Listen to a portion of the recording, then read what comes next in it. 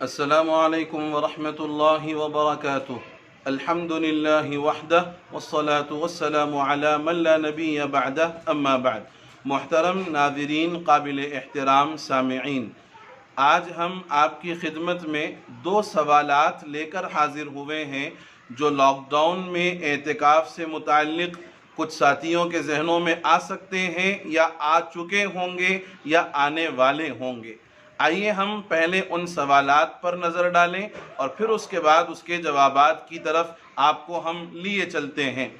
پہلا سوال، lock down کی وجہ سے جب 5 وقت کی فرض نمازیں گھروں میں پڑھی جا رہی ہیں تو اعتکاف کیوں نہیں ہو سکتا گھر پر؟ پہلا سوال۔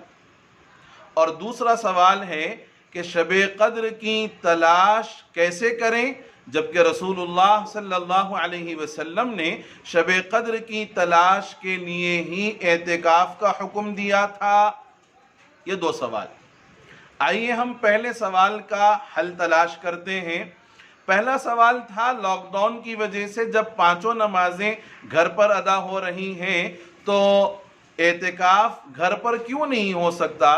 اس کا جواب ہے کہ آپ اعتکاف کے مسئلے کو نمازوں کے مسئلے پر قیاس نہیں کر سکتے چند وجوہات کی وجہ سے۔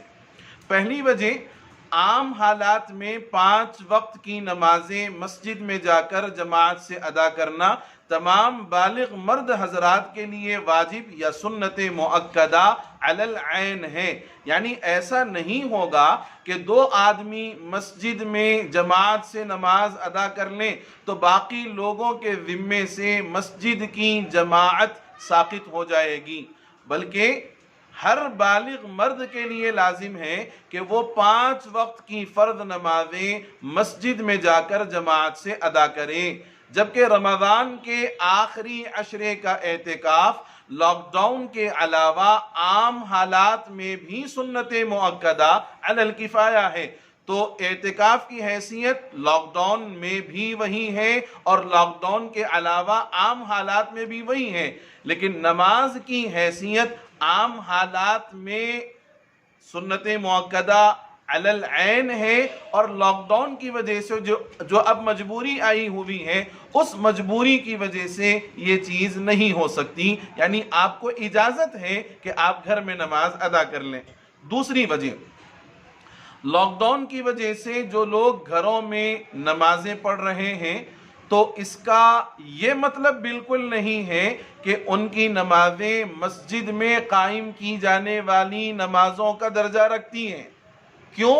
کیونکہ مسجدوں میں تو نمازیں ہو رہی ہیں، البتہ گھروں میں پڑھی جانے والی نمازوں کی شرعی حیثیت زیادہ سے زیادہ جماعت ثانیہ کی ہوگی، اور مجبوری اور عذر کی وجہ سے کسی بھی نماز کی دوسری جماعت گھر میں بنانا لاک ڈاؤن کے علاوہ عام حالات میں بھی جائز ہے۔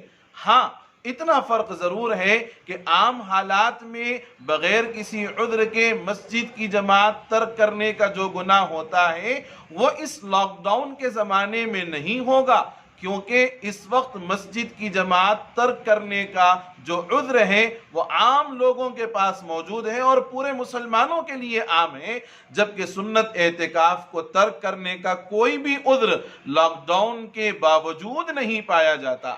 کیوں؟ اس لیے کہ حکومت نے 5 افراد کو مسجد میں نماز قائم کرنے کی اجازت دے رکھی ہے۔ اب وہی 5 افراد یا ان میں سے کوئی ایک آدمی بھی سنت اعتکاف کی نیت سے مسجد میں بیٹھ جائے تو اعتکاف کی سنت بھی ادا ہوگی، سنت مؤکدہ علی الکفایہ والا، اور سارے محلے والے بھی اس ترک اعتکاف کی سنت کے وبال سے انشاءاللہ محفوظ رہیں گے۔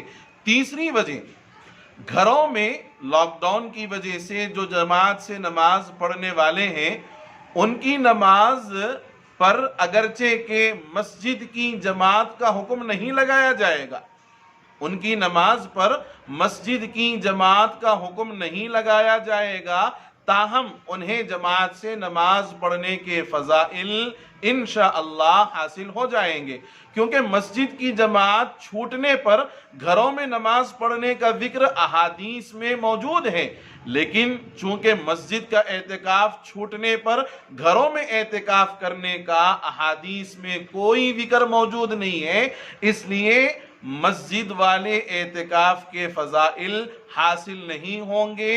کب؟